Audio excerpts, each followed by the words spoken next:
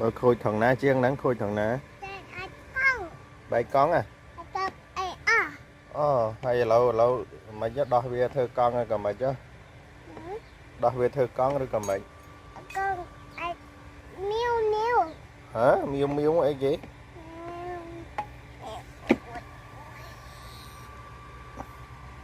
Mơ đo thầm thọ mơ. Việc khôi ấy lo nè. Khôi con. Hay chết thơ đấy đó không nhỉ? Đó không chết thơ hả?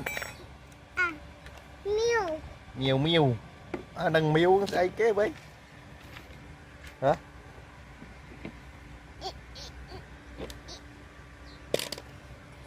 Hay miền ta sau bay nên là miền là tôi ví hay ta cạp hay năng sau quay muối sau gì sau tê muối nè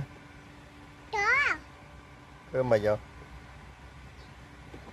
thứ hai đó ít banana nấy nè ít banana nấy hay sau mẹ bấy à thứ mấy chứ lo đó hỏi Vinh mới đâu hả trời dạ vơ chiang nè chấm tật chấm tôn mớ nè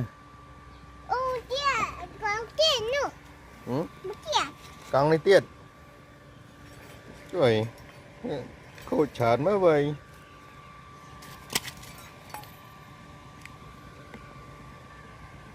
trời dạ chiang đó ba nó mới tớ đó ba nè và hai chuyện đó ba nó mới tớ đó ba nó có